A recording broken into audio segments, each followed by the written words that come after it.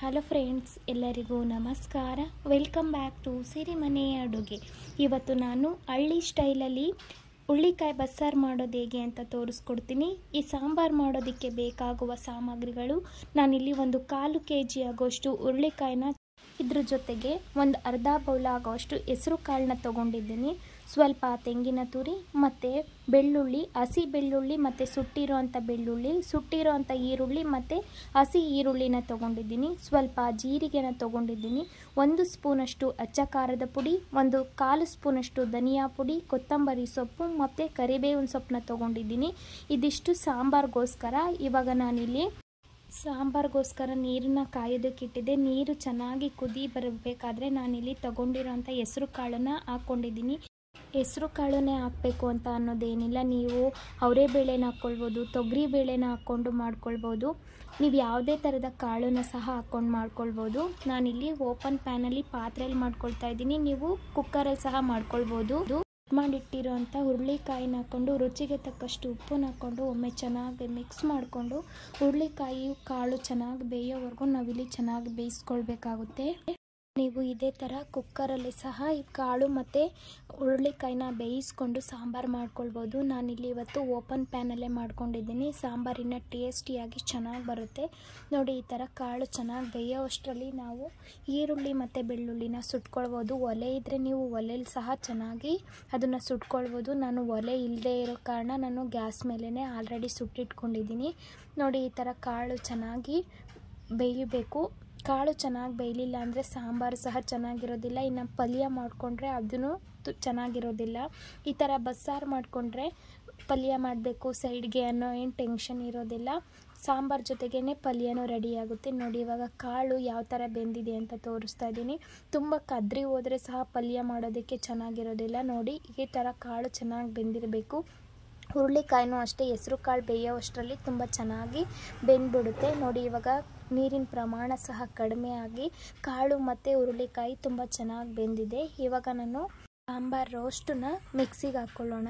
ನಾನಿಲ್ಲಿ ತಗೊಂಡಿರೋಂಥ ಸುಟ್ಟಿರೋಂಥ ಈರುಳ್ಳಿ, ಸುಟ್ಟಿರೋಂಥ ಬೆಳ್ಳುಳ್ಳಿ, ಧನಿಯಾ ಪುಡಿ, ಅಚ್ಚ ಖಾರದ ಪುಡಿ, ಕೊತ್ತಂಬರಿ ಸೊಪ್ಪು ಎಲ್ಲನೂ ಹಾಕ್ಕೊಂಡು ಮಿಕ್ಸಿ ಮಾಡ್ಕೊಳ್ಳೋಣ. ಕೊತ್ತಂಬರಿ ಸೊಪ್ಪು, ಧನಿಯಾ ಪುಡಿ, ಅಚ್ಚ ಖಾರದ ಪುಡಿ, ಕರಿಬೇವು, ಸುಟ್ಟಿರೋಂಥ ಈರುಳ್ಳಿ, ಬೆಳ್ಳುಳ್ಳಿ, ಹಸಿ ಈರುಳ್ಳಿ, ಬೆಳ್ಳುಳ್ಳಿ, ತೆಂಗಿನ ತುರಿನ ಹಾಕ್ಕೊಂಡಿದ್ದೀನಿ. ನೀವು ಹುಣಸೆಹಣ್ಣನ್ನ ಇವಾಗಲೇ ಬೇಕು ಅಂದರೆ ಮಿಕ್ಸಿಗೆ ಹಾಕ್ಕೊಳ್ಬೋದು, ಕೊನೆಗೆ ಹಾಕ್ಕೊಳ್ತಾ ಇದ್ದೀನಿ. ಇವಾಗ ಸ್ವಲ್ಪ ಒಂದು ಅರ್ಧ ಚೌಟಷ್ಟು ಕಾಳು ಮತ್ತು ಹುರುಳಿಕಾಯಿನ ಹಾಕ್ಕೊಂಡಿದ್ದೀನಿ. ರುಬ್ಬೋದಕ್ಕೆ ಎಷ್ಟು ನೀರು ಬೇಕೋ ಅಷ್ಟು ನೀರನ್ನು ಆ್ಯಡ್ ಮಾಡಿಕೊಂಡು ತುಂಬ ನುಣ್ಣಗೆ ರುಬ್ಕೊಂಡು ಬಂದಿದ್ದೀನಿ. ತರ್ತರಿಯಾಗಿದ್ದರೆ ಸಾಂಬಾರು ಟೇಸ್ಟು ಚೆನ್ನಾಗಿರೋದಿಲ್ಲ, ನೋಡಿಕೊಂಡು ತುಂಬ ನುಣ್ಣಗೆ ರುಬ್ಕೊಳ್ಳಿ. ಇವಾಗ ಸಾಂಬಾರು ರೋಸ್ಟ್ ರೆಡಿ ಆಯಿತು. ನಾವು ಇದನ್ನು ಇವಾಗ ಒಗ್ಗರಣೆ ಮಾಡ್ಕೊಳ್ಳೋಣ. ಇವಾಗ ನಾನು ಸಾಂಬಾರು ಮಾಡುವಂಥ ಪಾತ್ರೆಗೆ 1-2 ಸ್ಪೂನಷ್ಟು ಎಣ್ಣೆನ ಹಾಕ್ಕೊಂಡಿದ್ದೀನಿ. ಎಣ್ಣೆ ಬಿಸಿ ಆದಮೇಲೆ ಅದಕ್ಕೆ ನಾನು ಸಾಸುವೆನ ಹಾಕ್ಕೊಳ್ತಾ ಇದ್ದೀನಿ. ಸಾಸುವೆ ಚಿಟಪಟ ಅಂತ ಸಿಡಿದ್ಮೇಲೆ ಅದಕ್ಕೆ ಕರಿಬೇವಿನ ಸೊಪ್ಪನ್ನ ಆ್ಯಡ್ ಮಾಡ್ಕೊಂಡಿದ್ದೀನಿ. ಬೇಕು ಅಂದರೆ ಬೆಳ್ಳುಳ್ಳಿನ ಜಜ್ಜಿ ಹಾಕ್ಕೊಳ್ಬೋದು, ಒಂದು ಒಣಮೆಣಸಿನ್ಕಾಯಿನ ಸಹ ಹಾಕ್ಕೊಳ್ಬೋದು. ಇವಾಗ ರುಬ್ಬಿಟ್ಟಿರೋಂಥ ಸಾಂಬಾರು ರೋಸ್ಟನ್ನ ಹಾಕ್ಕೊಂಡು ಒಮ್ಮೆ ಚೆನ್ನಾಗಿ ಮಿಕ್ಸ್ ಮಾಡ್ಕೊಳ್ಳಿ. ನಾನಿಲ್ಲಿ ಸಾಂಬಾರಿಗೆ ರುಬ್ಬೋದಕ್ಕಾಗಲಿ ಯಾವುದೇ ಎಕ್ಸ್ಟ್ರಾ ನೀರನ್ನ ಆ್ಯಡ್ ಮಾಡ್ಕೊಂಡಿಲ್ಲ. ನೋಡಿಕೊಂಡು ನೀವಿಲ್ಲಿ ಇವಾಗ ಮಿಕ್ಸಿ ಜಾರನ್ನೆಲ್ಲ ತೊಳೆದು ಹಾಕ್ಕೊಳ್ಳಿ. ನಾನಿಲ್ಲಿ ಮಿಕ್ಸಿ ಜಾರನ್ನ ತೊಳೆಯೋದಕ್ಕೆ ಸಹ ಕಾಳು ಬೇಯಿಸಿರೋಂಥ ನೀರನ್ನು ಆ್ಯಡ್ ಮಾಡ್ಕೊಂಡಿದ್ದೀನಿ. ಬೇರೆ ನೀರನ್ನ ಆ್ಯಡ್ ಮಾಡಿದ್ರೆ ಸಾಂಬಾರು ಟೇಸ್ಟು ಅಷ್ಟು ಚೆನ್ನಾಗಿರೋದಿಲ್ಲ. ಹಾಗಾಗಿ ಕಾಳು ಮತ್ತು ಬೀನ್ಸ್ನ ಬೇಯಿಸಿರೋಂಥ ನೀರನ್ನು ಆ್ಯಡ್ ಮಾಡ್ಕೊಳ್ಳಿ ನೋಡಿ. ಈ ಥರ ಒಂದು ಚಿಕ್ಕದಾಗಿ ಒಂದು ಕುದಿ ಬಂದಮೇಲೆ ಬೇಯಿಸಿಟ್ಟಿರೋಂಥ ಸಪ್ಪೆ ನೀರು ಅಂತ ಹೇಳ್ತೀವಿ ನಮ್ಮ ಕಡೆ, ಅಥವಾ ಬೇಳೆ ಬೇಯಿಸಿರೋಂಥ ನೀರು ಅಂತ ಸಹ ಹೇಳ್ತಾರೆ, ಆ ನೀರನ್ನು ಆ್ಯಡ್ ಮಾಡಿಕೊಂಡು ಒಮ್ಮೆ ಚೆನ್ನಾಗಿ ಮಿಕ್ಸ್ ಮಾಡ್ಕೊಳ್ಳಿ ನೋಡಿ. ನಾನು ತುಂಬ ಗಟ್ಟಿಯಾಗೂ ಸಾಂಬಾರನ್ನ ಮಾಡ್ಕೊಂಡಿಲ್ಲ, ತುಂಬ ತೆಳುವಾಗೂ ಮಾಡ್ಕೊಂಡಿಲ್ಲ. ಬಸ್ಸಾರು ಅಂದ ತಕ್ಷಣ ನೆನಪಾಗೋದೇ ಮುದ್ದೆ ಅಲ್ವಾ, ಹಾಗಾಗಿ ಮುದ್ದೆ ಜೊತೆಗೆ ಸಾಂಬಾರು ಯಾವ ಥರ ಇರಬೇಕೋ ಆ ಥರ ನಾನು ತುಂಬ ಗಟ್ಟಿಯಾಗೂ ಮಾಡ್ಕೊಂಡಿಲ್ಲ, ತುಂಬ ತೆಳುವಾಗೂ ಮಾಡ್ಕೊಂಡಿಲ್ಲ. ಒಂದು ಕನ್ಸಿಸ್ಟೆನ್ಸಿಲಿ ಸಾಂಬಾರನ್ನ ನಾನು ರೆಡಿ ಮಾಡ್ಕೊಂಡಿದ್ದೀನಿ ನೋಡಿ. ಈ ಥರ ಸಾಂಬಾರು ಚೆನ್ನಾಗಿ ಕುದಿ ಬರಬೇಕು. ಬಸ್ಸಾರು ಕುದ್ದಷ್ಟು ಸಾಂಬಾರು ತುಂಬ ಚೆನ್ನಾಗಿರುತ್ತೆ. ಬೇಸಿಗೆ ಆಗಿರೋದ್ರಿಂದ ನಾನು ಹೆಸರು ಕಾಳನ್ನು ಹಾಕ್ಕೊಂಡಿದ್ದೀನಿ. ನೀವು ಅವರೆಬೇಳೆ, ತೊಗರಿಬೇಳೆ ಅಥವಾ ಅಲಸಂದೆ ಕಾಳನ್ನು ಸಹ ಹಾಕ್ಕೊಂಡು ಸಾಂಬಾರನ್ನ ಮಾಡ್ಕೊಳ್ಬೋದು ನೋಡಿ. ಈ ಥರ ಸಾಂಬಾರು ಚೆನ್ನಾಗಿ ಕುದ್ಮೇಲೆ ಉಪ್ಪು ಖಾರನ ಚೆಕ್ ಮಾಡ್ಕೊಳ್ಳಿ.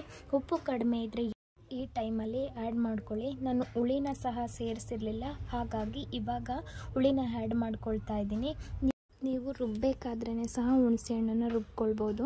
ನಾನಿವಾಗ ಸ್ವಲ್ಪ ಹುಣಸೆ ಹುಳಿನ ಆ್ಯಡ್ ಮಾಡಿಕೊಂಡು ಚೆನ್ನಾಗಿ ಮಿಕ್ಸ್ ಮಾಡಿಕೊಂಡು ಇನ್ನು ಸ್ವಲ್ಪ ಹೊತ್ತು ಒಂದು ಚಿಕ್ಕ ಕುದಿನ ಕುದಿಸ್ಕೊಂಡ್ರೆ ಈಸಿ ಆ್ಯಂಡ್ ಟೇಸ್ಟಿಯಾಗಿರುವಂಥ ಹುರುಳಿಕಾಯಿ ಹೆಸರು ಕಾಳು ಸಾಂಬಾರು ರೆಡಿಯಾಗುತ್ತೆ. ನೀವು ಈ ರೆಸಿಪಿನ ನಿಮ್ಮ ಮನೆಯಲ್ಲಿ ಟ್ರೈ ಮಾಡಿ ಟೇಸ್ಟ್ ಹೇಗಿತ್ತು ಅಂತ ನನಗೆ ಕಮೆಂಟ್ ಮಾಡಿ ತಿಳಿಸೋದನ್ನು ಮರಿಬೇಡಿ.